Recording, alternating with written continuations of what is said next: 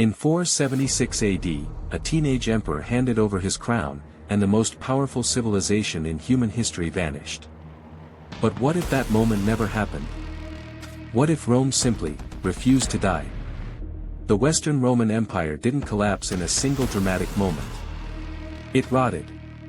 Decades of civil wars, economic inflation, and an army that was Roman in name only.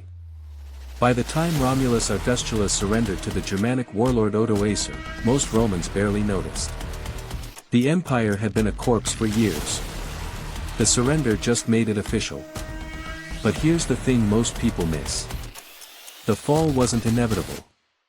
In 457 AD, just 19 years before the end, a general named Majorian nearly pulled Rome back from the edge. He reformed the tax system, rebuilt the navy, and personally led armies to reclaim lost territory. He was assassinated by his own court for being too effective. Too threatening to the men who profited from Rome's decay. So let's remove that assassination. Majorian lives. He completes his reforms. And Rome doesn't fall. The first thing that changes is language. Without the fragmentation of the Western Empire, Latin doesn't splinter into French, Spanish, Italian, Portuguese, and Romanian. Those languages never exist. Instead, Latin evolves the way Mandarin Chinese did, into regional dialects of a single tongue, held together by imperial administration and education. By the year 800, there is no Charlemagne. No Holy Roman Empire. No feudalism as we know it. Because the political vacuum that created medieval Europe never opens.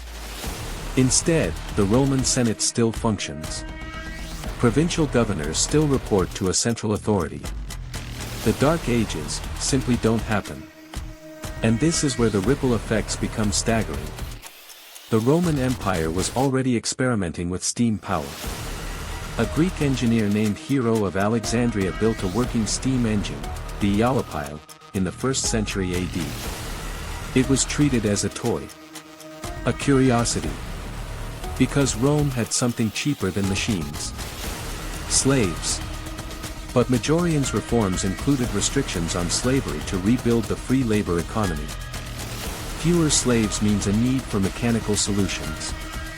By the year 1000, 5 centuries before it happened in our timeline, Rome industrializes. Steam-powered mills. Aqueduct-driven factories. Mechanized agriculture across North Africa, the empire's breadbasket. The Renaissance never happens because it doesn't need to. There's no lost knowledge to rediscover. The great libraries, Alexandria, Pergamon, Constantinople, never burn. Roman scholars build directly on Greek mathematics and philosophy without a 1,000-year interruption. Calculus is invented by the 8th century. The printing press by the 9th.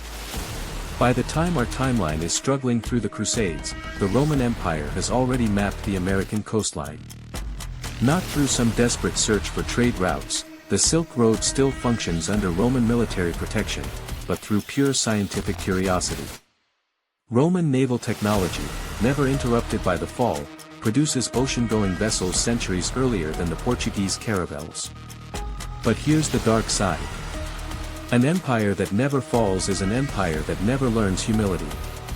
The cultural diversity that emerged from Rome's collapse, the distinct nations, languages, religions, and philosophies of medieval Europe, none of it develops. There is no English language. No French cuisine. No Italian art as a distinct tradition. There's just Rome. Everywhere. For 2,000 years. The modern world would be technologically advanced. Probably centuries ahead of where we are now. But it would be culturally monotonous in a way that's hard to imagine. A single language. A single legal system. A single architectural tradition stretching from Britain to Mesopotamia. The greatest civilization in history might have survived. But everything that makes our world interesting, the chaos, the diversity, the 1,000 competing ideas born from 1,000 competing cultures, all of it was only possible because Rome fell. Sometimes the collapse of everything is the only way anything new can begin.